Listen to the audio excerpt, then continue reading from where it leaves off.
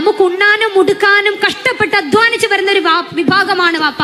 സംസാരിക്കാറില്ല പലപ്പോഴും നമ്മൾ അവർക്ക് വേണ്ടി. ആര് സംസാരിച്ചില്ലെങ്കിലും കുഴപ്പമില്ല, ഒരു ഭാര്യ എന്ന നിലയ്ക്ക് ഞാനും നിങ്ങളും നമ്മുടെ മക്കൾക്ക് പറഞ്ഞു കൊടുക്കുന്നുണ്ടോ ആരാണ് വാപ്പ എന്നുള്ളത്? ഇടയ്ക്ക് ഇപ്പൊ നിങ്ങളൊക്കെ വയസ്സായിട്ടുള്ള ഉപ്പമാരുണ്ടാവും വീട്ടില്. ഇല്ലെങ്കിൽ ഒന്ന് വീട്ടിൽ പോയിട്ട് ഷർട്ട് ഒന്ന് മാറ്റി നോക്കുക, അല്ലെങ്കിൽ ടീഷർട്ട് ഒന്ന് മാറ്റി നോക്കുക. ചുമട്ട് തൊഴിൽ പോകുന്ന ആളാണെങ്കിൽ ഇവിടെ ഒരു എല്ലിങ്ങനെ പൊന്തിയിട്ടുണ്ടാവും, അല്ലെങ്കിൽ ഇവിടെ ഒരു തഴമ്പുണ്ടാവും. നമുക്ക് ഉണ്ണാൻ കൊണ്ടുവന്നതാ അല്ലേ? നോമ്പറക്കണ സമയത്ത് സമൂസ, കട്ട്ലേറ്റ്, പലതരം ജ്യൂസ്, പത്തിരി, കറി, ഇതൊക്കെ എവിടുന്നാ ഉണ്ടാവണേ? ഈ പറയുന്ന നമ്മള് മക്കള് പുറത്തു പോയിട്ട് അധ്വാനിക്കുന്നുണ്ടോ? വർക്ക് ചെയ്യുന്ന ലേഡീസ് ഉണ്ട്, അവരൊന്നും ഞാൻ തരം താഴ്ത്തി പറയല്ല. എന്നാ പോലും അതുവരെ ആ വർക്ക് ചെയ്യുന്ന സ്റ്റേജ് വരെ ഞാനും നിങ്ങളും പറ്റില്ല. എന്റെ 17 വയസ്സ് വരെ എനിക്കുണ്ണാനും ഉടുക്കാനും തന്ന എന്റെ വാപ്പയാ. എന്റെ 20ാമത്തെ വയസ്സ് വരെ ഇപ്പോഴും ഞാൻ എന്റെ വാപ്പയുടെ ജലത്തിനെ കണ്ടത്. വേറെ കാര്യം, ഞാൻ അധ്വാനിക്കുന്നുണ്ടെങ്കിൽ പോലും പിന്നീട് തന്നത് എന്റെ ഭർത്താവാണ്.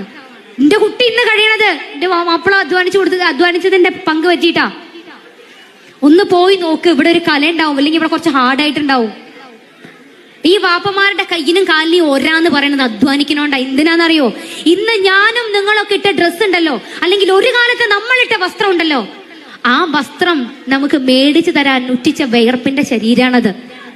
നമ്മളിൽ എത്ര പേര് പറഞ്ഞു കൊടുക്കുന്നുണ്ട് ഉപ്പ ഇതാണ് എന്ന്, ഉമ്മ ഇതാണ് എന്നുള്ളത്.